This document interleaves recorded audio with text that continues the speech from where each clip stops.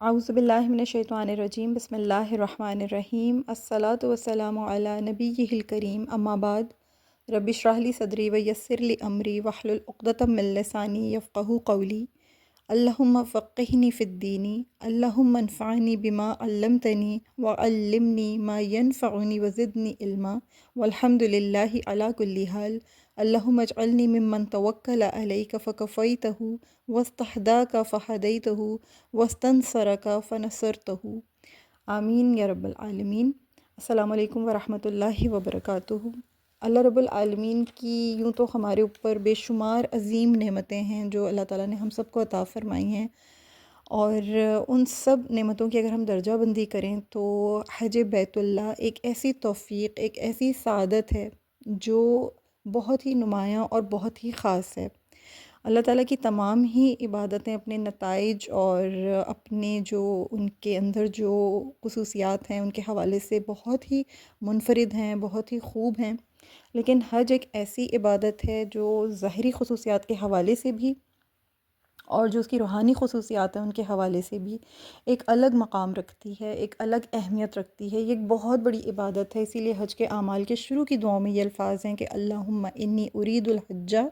فیسرہ لی وتقبلہ منی، کہ اے اللہ میں حج کا ارادہ کرتا ہوں تو اس کو آسان فرما اور قبول فرما۔ نبی کریم صلی اللہ علیہ وسلم نے آسانی بھی اللہ سے مانگی اور قبولیت بھی اللہ سے مانگی، یعنی دعا کرتے ہوئے اللہ سے یہ کہا کہ اللہ تعالیٰ اس کو آسان بھی فرما اس حج کو، اور اسے قبول بھی فرما، یعنی آسان ہو جائے اس صورت میں بھی قبولیت لازم رکھی، یعنی آسانی ہو اور قبول نہ ہو۔ یہ دو ایسے معاملے تھے کہ جن میں رسول اللہ صلی اللہ علیہ وسلم، کیونکہ اللہ کے نبی ہیں اور نبی نہایت اپنی امت کے لیے شفیق بھی ہوتے ہیں اور بہت ہی دور رس بھی ہوتی ہیں ان کی جو تعلیمات ہوتی ہیں، تو یہ دعا بہت جامع اور بہت خوبصورت ہے۔ دیکھیں، بہت بڑا فریضہ ہے حج، اس کے بڑے بڑے فضائل ہیں، اس لیے اس کو سیکھ کر کرنا، سمجھ کر کرنا، اور پھر یہ کہ حج پر جانے سے پہلے اپنے دل کی کیفیات کو بنانا، یہ بہت خاص ہے، یہ بہت ضروری بات ہے۔ حج کو اگر پورا، یعنی اس کا جو فلسفہ ہے، اس کا جو مقصد ہے، اس کو اگر سمجھ کے کیا جائے تو پھر مقصد عبادت بھی پورا ہوگا اور غرض عبادت بھی نصیب ہوگا۔ یہ بہت خاص ہوتا ہے کہ جس عبادت کو کیا جا رہا ہو اس کی جو روح ہے اس کو سمجھا جائے، اس کو اچھی طرح سے اس کے بارے میں آپ کو آگہی ہو، اس کا شعور ہو، اس کے بارے میں آپ کا دل آپ کو اچھے طریقے سے اس بات پر مائل کر رہا ہو کہ آپ اس کے بارے میں کیا جانتے ہیں، کتنا جانتے ہیں، یعنی آپ کو اس کا علم بھی ہو، معرفت بھی ہو، اس کی آگہی بھی ہو، یکسوں ہو آپ اس کی طرف، آپ کا دل اس کی طرف پوری طرح سے متوجہ ہو، تو آپ کو اس عبادت کا ذوق ملتا ہے، اس عبادت کا مقصد ملتا ہے، یعنی آپ اپنی عبادت کو ظاہر اور باطن دونوں طریقے سے حاصل کر پاتے ہیں اس صورت میں کہ جب کہ آپ کو اس کی معرفت ہو، آگہی ہو۔ لہٰذا حج کو سیکھنا بہت ضروری ہے، سمجھ کر کرنا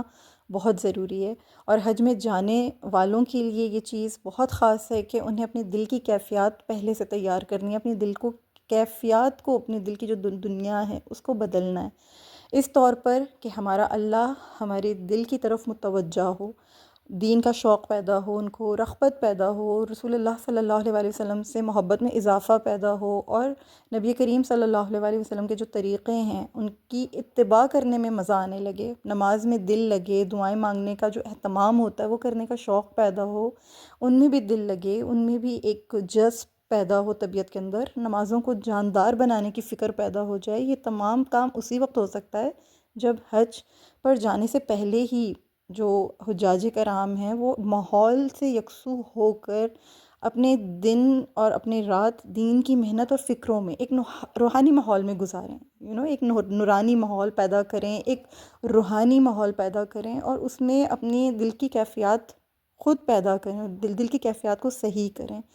کچھ روز مکمل یکسو ہو کے حج کا طریقہ سیکھیں، اعمال سیکھیں، ارکان سیکھیں، جو متبرک جگہیں ہیں، متبرک جگہوں پہ جہاں جانا ہے انشاءاللہ وہاں جانے کے آداب سیکھیں۔ یہ بہت بڑی محرومی کی بات ہوگی کہ اتنا بڑا سفر کیا جائے، اتنا بڑا خرچ کیا جائے، اتنی بڑی اہم عبادت کا فریضہ ادا کیا جائے اور اس کو بے فکری کے ساتھ کیا جائے۔ یعنی بغیر سیکھے، بغیر سمجھے یا دل کی کیفیات بنائے بغیر،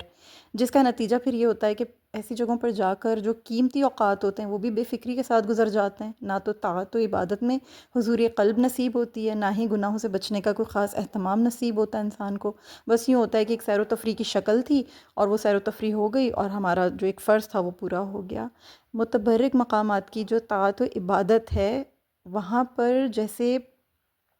اس کی عظمت کو سمجھ کر، اس کی معرفت کو حاصل کر کے، اس کی آگہی کو جان کر جتنے ہزاروں گنا اجر میں اضافہ ہوتا ہے نا، اسی طرح اگر وہاں پہ بے فکری کا مظاہرہ کیا جائے، نافرمانی یا گناہ سرزد ہو جائیں، تو پھر ان میں بھی بہت سخت پکڑ ہوتی ہے۔ لیکن یہ سب کچھ کب ہوتا ہے؟ جب انسان لاپرواہ ہو۔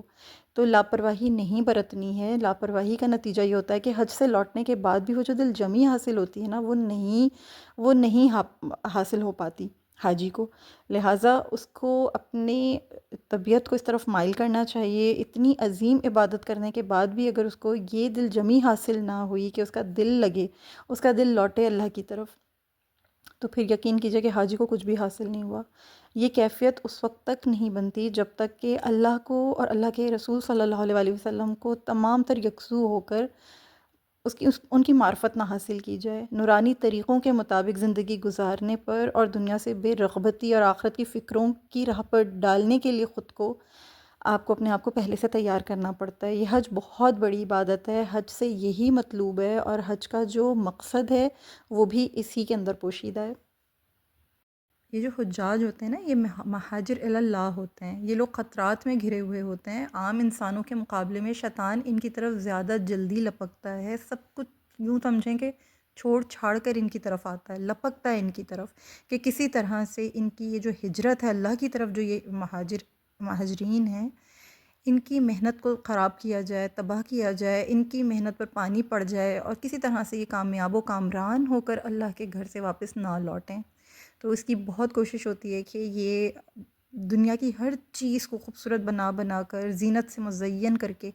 انسان کے سامنے لے کر آئے، اور اس کی یہ مہارت ہے۔ یہ انسانوں کی دلچسپی کی چیزوں کو خوبصورت بنا کر، آرائش کر کے ان کی سامنے لے کر آتا ہے۔ تو اگر حجاج کرام، جو خوش نصیب لوگ اس سفر پر جا رہے ہوں، وہ پہلے سے ہی اپنے دل کو، اپنے دل کی کیفیات کو متوجہ کر لیں اللہ کی جانب، اللہ کی محبت کی جانب، اللہ کے نبی صلی اللہ علیہ وآلہ وسلم کی جانب، تو یقیناً وہ پھر شیطان کے ان ہتھ کنڈوں سے بہت حد تک بچ جاتے ہیں۔ تو یہ تیاری پہلے سے ہی کرنی پڑتی ہے، اور ان شاء اللہ تعالیٰ جو اس سال حج پر جا رہے ہیں جو بہن بھائی، اللہ تعالیٰ ان سب کا حج آسان بھی فرمائے، اور اللہ تعالیٰ ان سے اس کو قبول بھی فرمائے۔ جن کو یہ حج کی سعادت نصیب ہو رہی ہے، اللہ تعالیٰ ان کے لیے بے شمار فیض و برکات کے اسباب مہیا فرمائے، اور اللہ تعالیٰ آپ سب کو یہ حج مبرور فرمائے۔ آمین یا رب العالمین۔ وآخر الدعوانا ان الحمد للہ رب العالمین۔